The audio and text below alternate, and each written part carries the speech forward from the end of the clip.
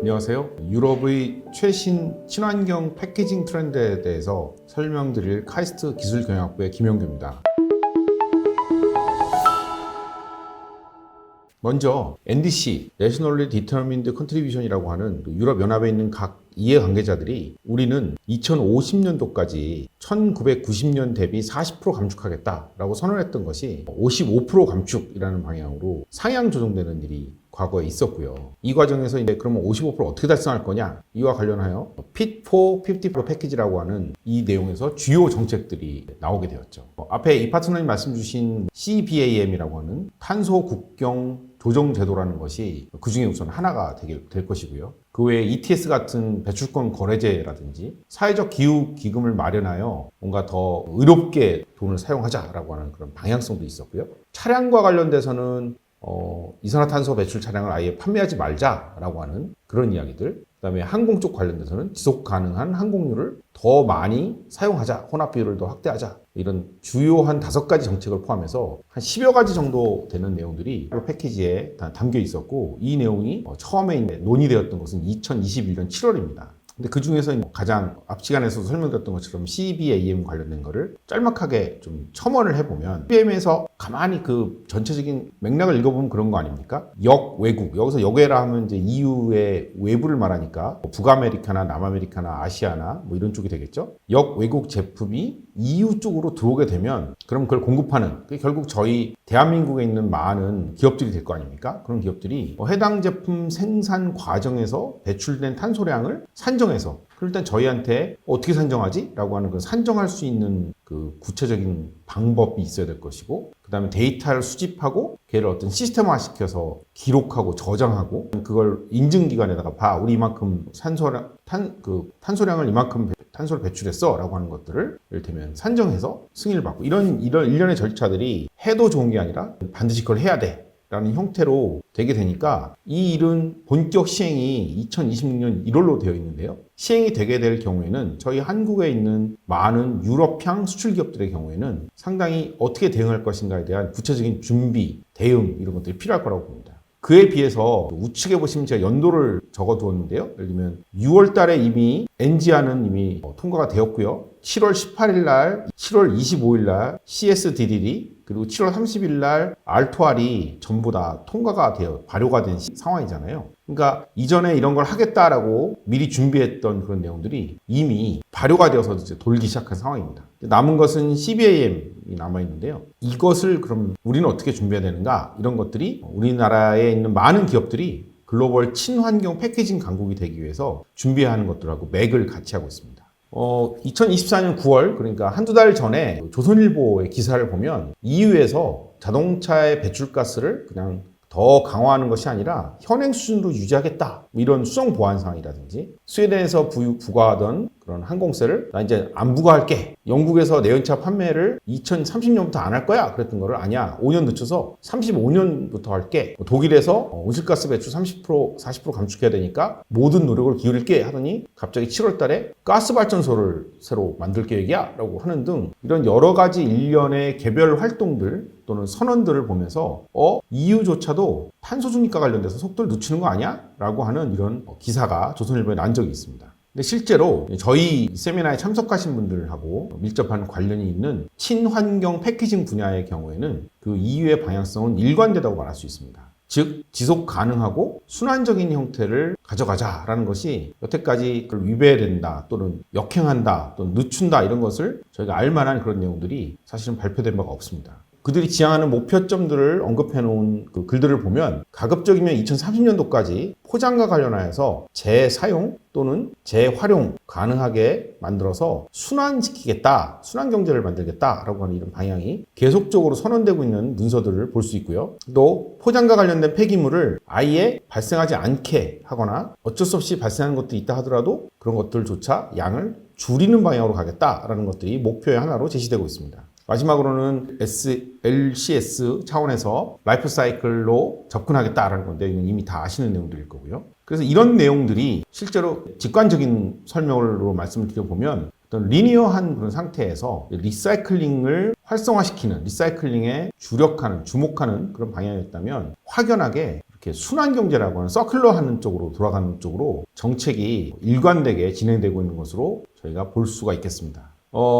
구체적으로는 이제 포장재 관련된 지침을 말씀드리면 좋을 것 같은데요. 2022년 11월 달에 EU 집행위원회에서 본 안건이 논의가 되어서 거의 결정이 되었고요. 그 후 이제 어떤 절차들이 남았는가 하면 EU에 있는 의회를 통과해야 되고요. 이사회에 승인을 해야 되거든요. 근데 올해 4월 달에 2024년 4월 달에 의회에 통과가 되었고요. 이사회 승인만을 남겨두고 있는 상황입니다. 따라서 이 집행위원회가 22년 11월 달에 내린 이 지침들이 거의 수정사항 없이 이거대로 아마 실행으로 넘어가게 되지 않을까 싶은데요. 안건들을 제가 하나하나 좀 말씀드려보면 첫 번째로는 포장재 및 포장 관련된 폐기물에 대한 지침을 과거에는 지침이었거든요. 이렇게 하면 좋겠다.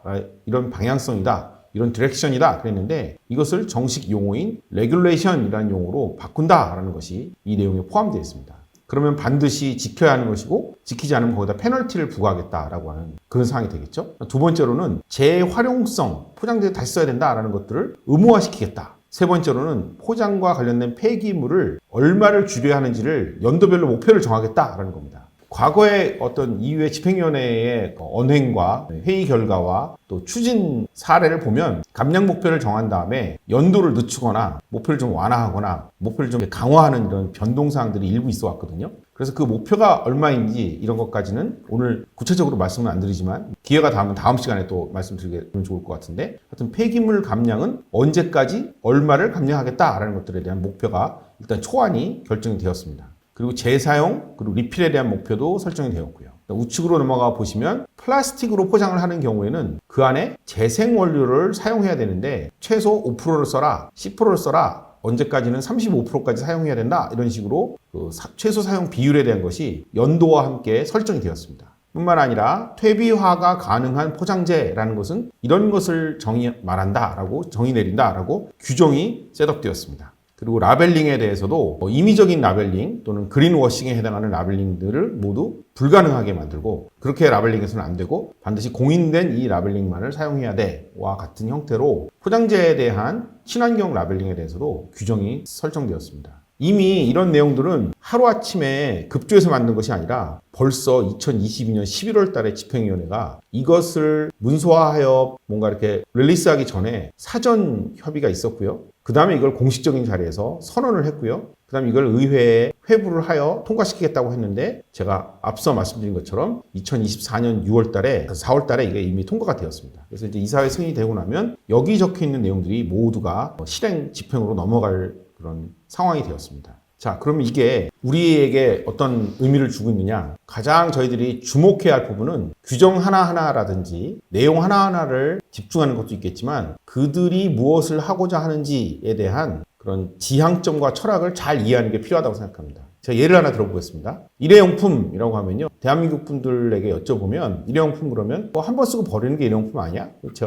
근데 만약에 그걸 두 번 쓰면 어떻게 돼? 그러면 두 번 쓰면 일회용품인가? 이렇게들 표현들 하시거든요. 그런데 EU에서는 재사용되도록 설계되지 않은 제품은 모두 일회용품이다 라는 것처럼 제품의 구조적 특성을 기준으로 일회용품을 정의 내리고 있습니다. 그러니까 저희가 만약에 머그컵으로 물을 마시거나 커피를 마시는 분이 계시다 그러면 이렇게 머그컵을 쳐다보시면서 이거는 EU 기준에 따르면 일회용품이 아니네. 왜? 이건 재사용되도록 설계가 되어 있는 제품이니까 이렇게 되는 거죠. 그래서 결국 우리는 EU가 뭘 한다고 할 때 그거 하나하나에 대해서 이것이 갖는 지향점과 철학이 뭘까만 정확히 잘 이해하고 있다고 하면 거기에 한결 대응하기가 수월해진다고 생각이 듭니다. 글로벌 친환경 패키징 강국이 되겠다고 저희가 막 얘기를 하고 있잖아요. 그런데 저는 최근에 프랑스에 직접 간 적은 없지만 7월 달부터 프랑스의 경우에는 음료 페트병에 일체형 용기가 적용되어 있다고 합니다. 제가 최근에 프랑스 다녀오신 분에게 여쭤봐서 확인을 했으면 좋았을 텐데 그러지 못했는데 그래서 대신 사진을 하나 구했거든요. 이처럼 일체형 용기를 적용이 의무화됐다고 하는데요. 저희 생각에는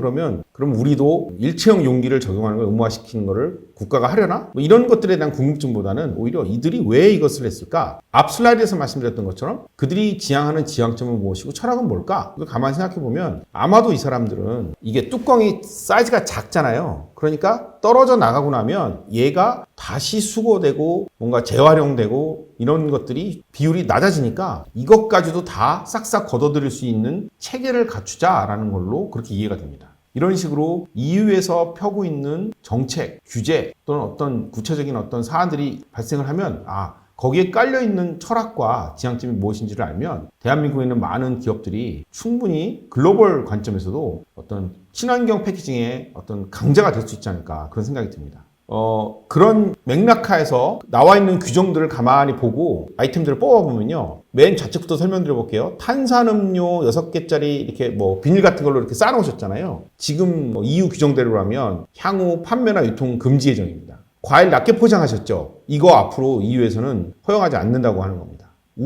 우상단에 보시면 일회용 접시, 우상단에 보시면 일회용 컵 다 허용하지 않겠다라는 것들이고요. 물론 이제 단계적으로 의무화가 되긴 하겠지만 좌하단에 보시는 것처럼 일회용 케첩, 일회용 머스타드, 일회용 설탕 이런 것들 개별 포장들을 친환경 포장이 아니면 다 인정하지 않겠다. 이런 스탠스가 섰고요. 비닐백 그렇게 무거운 거 아니고 간단하게 물건을 담아갈 수 있는 것들은 비닐백을 허용하지 않겠다. 이런 거고요. 그 다음에 맨 아래 중앙에 보시면 소포장의 과일이라든지 채소, 야채류 같은 것들 이런 것들은 어차피 소매점에서 구매해서 집까지 가져가는 동안만 필요한 거 아니냐. 근데 이런 걸 굳이 비닐류로 쓸 이유가 없다라고 해서 판매나 유통을 전면 금지하겠다라는 금지 예정 아이템들이 되겠습니다. 자, 이제 제가 몇 가지 사례를 말씀드렸으니까 조금 구체적인 내용들을 정책 관련돼서 말씀드리면 이제 얼추 정리가 될 것 같은데요. 먼저 탈플라스틱 관련된 시기를 놓고 볼 때 대부분의 기업들이 그다음에 국가에서 EU 쪽에서는 30년을 선언하고 있었는데요. 지금 현재로는 다들 시간들이 조금씩 더 늦춰진 감은 없지 않아 있습니다. 그래서 이건 시기적으로 볼 때는 조금 더 늘어졌지 않나라는 생각이 드는 건 하나가 있고요. 두 번째로는 재활용을 어떻게 할 거냐와 관련해서는 30년부터 일부 일회용품은 사용 전면 금지는 이미 선언이 되었고 거기에 대한 변화는 없는 것으로 조사가 되었고요. 그 다음에 이제 재활용이 가능한 것들 있잖아요. 수거만 할 수 있으면 분류해서 재활용할 수 있어 라고 하는 것들을 수거에 대한 목표를 90%로 결정을 하였습니다. 상당히 높은 수준으로 지금 수거하겠다라는 의지를 보이는 거고요. 현재 EU가 41%, 독일이 65%인 걸 감안하면 굉장히 도전적인 목표가 아닌가 생각이 됩니다. 그 다음에 이제 생분해와 관련된 쪽으로는요. 바이오 기반의 생분해가 가능한 퇴비화가 가능한 플라스틱 이런 프레임워크라는 것을 발표를 했고요. 이 발표의 내용을 통해서 앞으로 이것도 규제화를 하겠다라고 하는 그런 방향성이 유지가 되고 있고요. 마지막으로 이제 부담금 제도인데요. EPR이라고 해서 생산자 책임 재활용 제도잖아요. 예를 들면 옷을 만든 회사가 있는데 너 옷 1년에 얼마치나 팔았니? 1,000억 원어치 팔았는데요. 그러면 일부를 걷어들여서 다시 활용할 수 있게 해. 그래서 얼마나 걷어들였어? 못 걷어들였는데요. 그러면 거기에 관련된 부담금이 만약 10억이다 그러면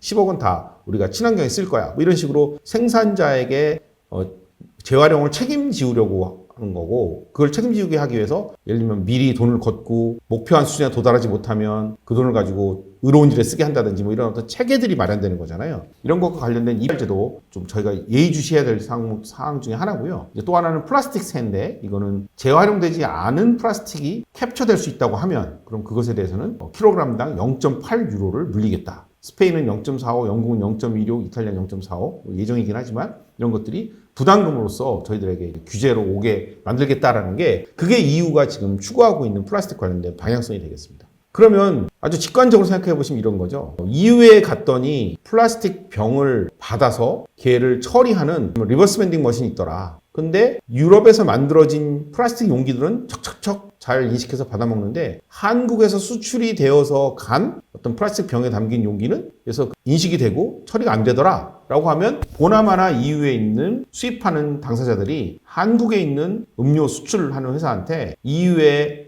그런 리버스 밴딩 머신 같은 데서도 인식할 수 있고 받아들일 수 있는 그런 용기를 사용해 줄 수 있느냐 이런 문의가 저희들에게 올 수 있겠죠. 근데 그걸 거뜬히 우리가 반응을 받아낼 수 있느냐 이런 것들이 저희들의 어떤 숙제가 되지 않을까 싶습니다. 주요 플레이어들을 보면 독일의 바스프나 이탈리아의 노바몬트 또 독일의 푸크로 쿤스토프라든지 영국의 바이오모 바이오플라스틱스 같은 이런 회사들이 다들 이런 규제나 정책적 방향에 맞춰서 어떻게 하면 대응을 잘할 수 있을까? 소재적 측면, 그 다음에 실제 그것을 가지고 응용하는 측면에 있어서 열심히 접근들을 하고 있는데요. 독일은 익히 알려진 것처럼 피벳 제품 기반으로 열심히 접근을 하고 있는 중이고요. 이탈리아의 노바몬트의 경우에는 TPS나 마스터 BI 같은 복합 소재들을 활용해서 접근을 하고 있고 바이오 윤활유나 아니면 바이오 화장품에 들어가는 그런 셀러스 바이 같은 제품군까지도 더 확장을 하고 있는 상태입니다. 독일의 푸크루 쿤스토프와 같은 경우에는 바이오플렉스 제품 쪽으로 퇴비화할 수 있도록 하는 접근을 시도를 하고 있고요. 영국의 바이오미 바이오플라스틱 같은 경우에는 그들의 발표에 따르면 바이오플라스틱 쪽의 사업부 매출도 이미 연 30% 이상이 성장해서 굉장히 그 수요가 많아서 연포장에 저희가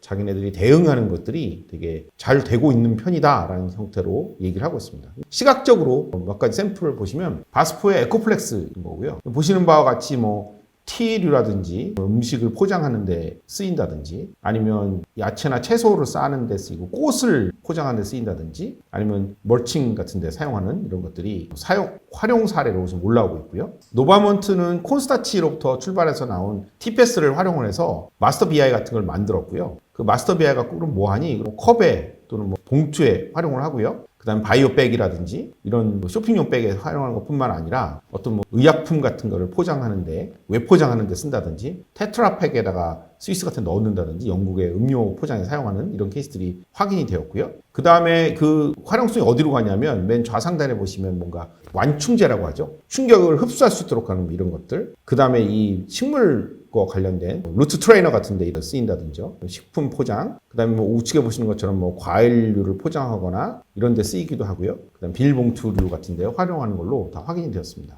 그리고 이제 마스터 BI를 이제 열변성 가공을 하게 되면 이제 바이오 백을 만든다든지 그다음 무슨 뭐 애견용품, 그러니까 반려동물들 용품이라든지 이런 데도 사용할 수가 있고요. 노르웨이 간 포드마켓에서 이런 가벼운 과일류를 싸는 데 쓰는 포장재로 쓴다든지 항공사에 제공을 해서 항공사에서 이걸 가지고 쓰레기 봉투로 활용을 하는 거. 우측에 보시는 것처럼 커피, 그다음에 기저귀 같은 걸 싸는 간단한 포장재, 그 다음에 잡지류 같은 걸 배송할 때 웹포장하는 것들을 활용한다든지 이런 데 쓰이고 있습니다. 그리고 쿤스토프의 경우에도 콘스타치로부터 출발한 그런 TPS 같은 유의 것들로 셀로플렉스라는 걸 만들어서 필름을 뜨고요. 그 필름을 뜬 것 같고 예를 들면 멀칭 같은 데 활용을 하고 있고요. 좌상에 보시는 것처럼 멀칭 필름이 가장 대표적인 예이긴 하지만 그것뿐만 아니라 예를 들면 과일이나 어떤 베지터블 같은 것을 쓰는 백으로 쓴다든지 아니면 우상단에 보시는 것처럼 뭐 쓰레기 하는데 쓰레기 봉투로 쓴다든지 아니면 일반적인 어떤 캐리어 백으로도 사용하는 이런 것들이 케이스로 나와 있습니다. 영국의 바이오미 바이오플라스틱 같은 경우에는 뭐 보시는 것처럼 뭐 커피나 아니면 티백류 같은 것들을 싸는 포장재로 쓰이거나 샐러드의 어떤 뚜껑으로 쓰이는 거, 봉투로 쓰이는 거. 우측으로 넘어가서 보시면 커피 캡슐을 알루미늄 캡슐 쓰는 게 아니라 이렇게 활용할 수 있으면 이 방향으로 가겠다 그래서 제품화된 게 있고요. 그다음 맨 우하단에 보시면 이게 뭔지 잘 안 보시겠지만 가만히 눈여겨보시면 아시겠지만 3D 프린팅을 할 때 원 소재로 이런 바이오플라스틱을 활용해서 하는 것들이 뭐 사례로 좀 나와 있습니다.